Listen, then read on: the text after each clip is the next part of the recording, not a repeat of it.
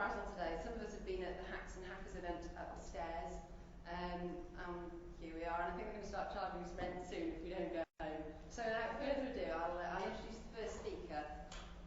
What we're going to do is Deena Denaro is going to talk first, and she's going to discuss collaboration, identity and anonymity, and that's the story of the Nokia subvertisement, which I'm sure you've heard of, the reversing the wave advert, and also talk about social media, the Iran elections, what she's learned from kind of online relationships, which we all have with people that we don't really know and are never going to meet, but who we actually have very close contacts with. So Deena's going to do her presentation, and then we'll take some questions at the end of it. Then we're going to move on to second presentation, then there'll be a short break, and we'll round up with the final presentation. So without further ado.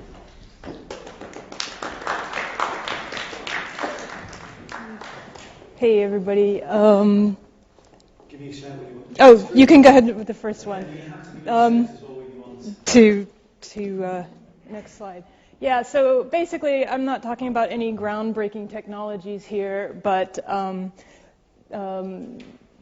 social media and what the role it played in making my subvertisement. Basically, I made a short film that was 60 seconds long commenting on the role Nokia played in selling their surveillance technology to the Iranian government. It started out as a collaboration with LJMU. Somebody from their broadcasting department came to me and said, let's use this crowdsourcing thing as a teaching tool. Let's teach students how to design or do a film, make a film, produce a film, using a client's brief. So next slide.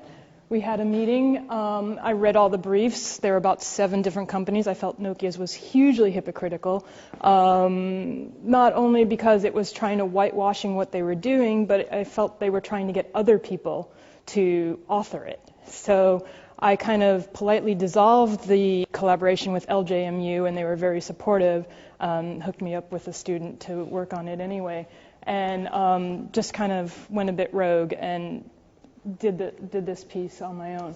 So next slide. No, next slide. No, that's next slide. That's the video.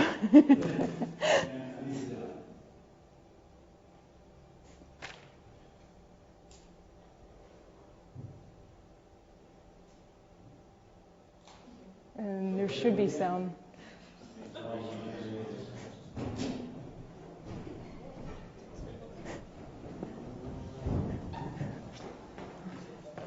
Well, you may have already seen it before. Okay.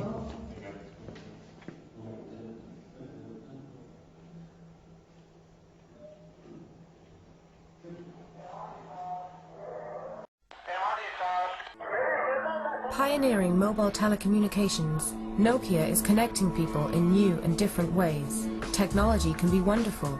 It can transform relationships, communities, societies, even the world. At Nokia, we've had the privilege to play a part in the evolution of human communication.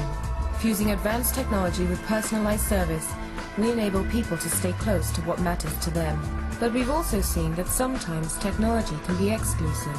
While many of us are more connected than ever, some find themselves more alone, even when they're together. Technology has the power to bring the world together, but is also in danger of leaving some people out. We don't believe anyone should be left behind. We believe that innovation should serve people first. Technology should be made for the people, not happen to them. After all, it's not the technology, it's what you do with it. Nokia, connecting people. So that was my 60-second subvertisement, not advertising for Nokia, but trying to culture jam and subvert their message. So social media was the genesis of my subvertisement. It focused on the impact of Nokia's call monitoring technology and social media. But first, we really have to look at how the role social media played in the election protest down in Iran. So next slide. They called it the Twitter revolution. Mainstream media outlets were blocked or expelled. Iran's a highly computer literate nation. They had many hackers. They were broadcasting proxy sites and kind of evaluating the functionality of them, whether or not they were traps. And hackers reportedly also took down Mr. Ahmadinejad's site in a act of cyber civil disobedience. Next slide. It was also known as bullets with butterfly wings. Twitter gained validation as a vital means of communications when other avenues were blocked. Next slide, please. And protesters, organizers, they used Twitter to organize, to advise people about what was going on the ground, and go ahead, and to report to the outside world. Next slide, please. In terms of research, social media surpassed mainstream media for coverage because it was underground, under the radar, and under-evaluated. Next slide. So it was a fight like a butterfly, sting like a bee. Unprecedented videos of home accounts brought the immediacy of it all at home. Netta's death became Netta's death was the shot seen around the world. Even the State Department got involved. A 7-year-old kid thought that Twitter should, that people in Iran should be able to continue tweeting, so he called Twitter and asked them to delay their scheduled maintenance, which would have by 4 days, I think, or 4 hours or something like that, to allow people inside Iran to tweet to the outside world and let them know what was happening. That's something I didn't know, actually, before now. And it broke all kinds of records, the tweeting capability, or the amount of tweets that went out, the amount of internet searches and stuff like that. Mainstream media attention drove Twitter searches to like new heights. Every major outlet was like, all the sources for the first time were coming from YouTube and Flickr, as opposed to things coming from mainstream sources and being streamed on the web. Next site. And then the white glove dropped. As many records as the tweeting searches had broken, Michael Jackson still trumped everything. CNN reported that Jackson dies and almost takes the internet with him. And that's it. Next one. So it basically was a revolution in cinema verite. Most of my research came courtesy of YouTube and Flickr. I pieced together chronology by chatting IM and emailing other users on Flickr and YouTube. Hamid Saber's work was amazing. He's a photo blogger in Iran who is also responsible for setting up the Access Flickr. He developed the Access Flickr. It's an add-on to Firefox, which allows people inside closed countries to access and upload photos. Next. Given the raw and edited images, you could just not, you just had to empathize with these people. Next one. This sounds kind of cheesy, but while I was researching all of this, I just kept thinking of that Sting song, "If the Russians Love Their Children Too." It's like, for an American, even a fairly educated one, to think of Iranians wanting democracy, it's kind of an unnormal concept. But it's like, seeing all this, I was just like, there was such an immediacy with, it's like I could have been at this protest. My friends could have been at this protest. And it just really brought it all home to me. Next one. And I kept seeing this iconic tower all over the place. And in an internet chat with somebody online, I was like, okay, what is this thing called? And it actually means Freedom Tower. And, given all the fuss of the Freedom Tower in New York, and the mosque at Ground Zero, I don't know that many Americans actually think we have this common ground of like, whether it's a tinge of propaganda on both sides, it just was really ironic to me that both places have something called the Freedom Tower. So when you're dealing with anonymous sources, it brought on all kinds of special considerations. I was hooked up with, a lot of the footage was imported, smuggled in from Tehran, and I was hooked up with this person through a gallery curator who basically just said, he'll make the decision whether or not he wants to be involved, and he'll contact you. Aside from the first initial email, we had no written communication. Anytime I did have to send him something written, I had to encrypt it and send it to him in ways he told me. And it all kind of got a bit spooks, because it's like he was asking for me to verify myself and expose my identity to him. And my husband was like, "Are you sure you want to do this? Are you sure it's not a trap?" And I was just like, I can't not do it. But, so yeah, again, Hamid Saber was a photo blogger, contributed a lot of stills to my film, and he was arrested just weeks after. I hope that it had nothing to do with my film. I think it had more to do with the bigger picture. He was released in August as well, and I haven't followed the story that much after that, but it was again, spotty communication all around. My video tagging producer, someone in London, helped me.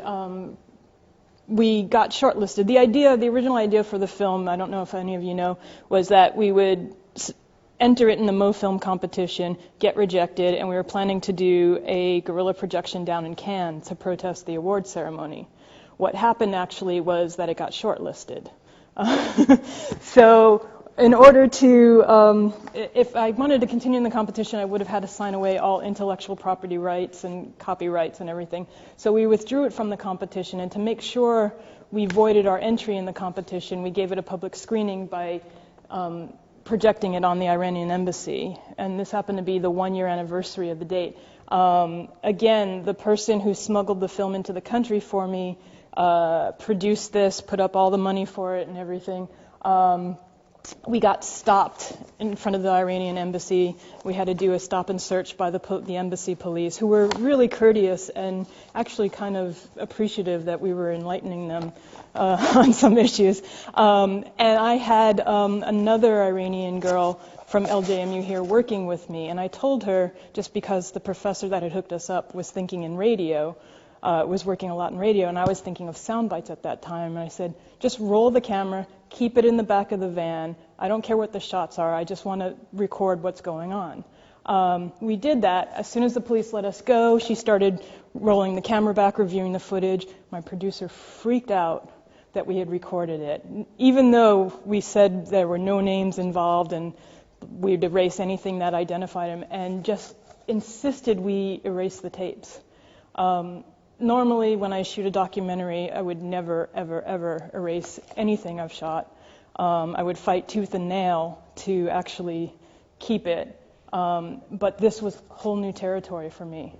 You know, he had family in Iran.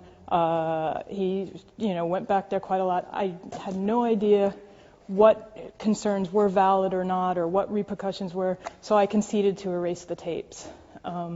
Which I regret very much to this day, but I also still, if I had to do it over, I probably would erase the tapes at the same time. So also collaborating with this girl from LJMU created just amazing authenticity for the project. As much as I was in pre-production, I was having a really hard time finding people to actually be in the film. She was amazing. She just posted it up on Facebook, and literally within a day of her coming on, I had actors and even people who were like telling me, oh, well, you should play it this way or you should play it that way. So their input was invaluable into how the set should look, how people should interact with each other, things like that. And she was also able to communicate to people what I was trying to do and why, and facilitate a two-way conversation that really just enhanced the project.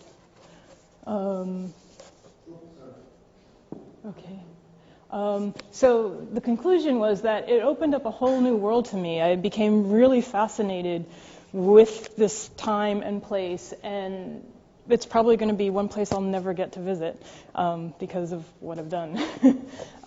Next. Social media also played in the distribution of it. We've set up a website, a blog spot. We set up a Twitter account and a Facebook group. Next slide.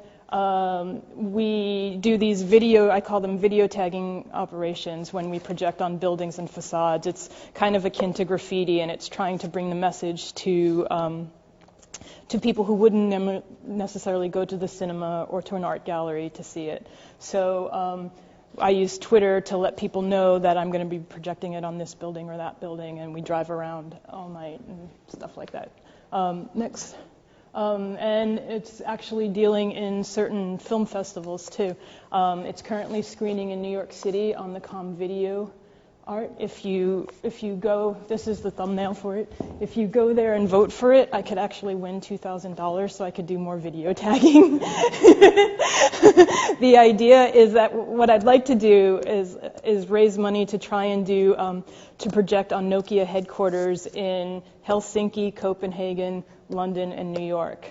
So it's currently on Com Video. You can vote until January 15th, and it's also in the Gothenburg Film Festival right now, and that is also a voting competition. So I believe that's it. Is there one more? No, that's it. Thank you very much for your time. If you have any questions.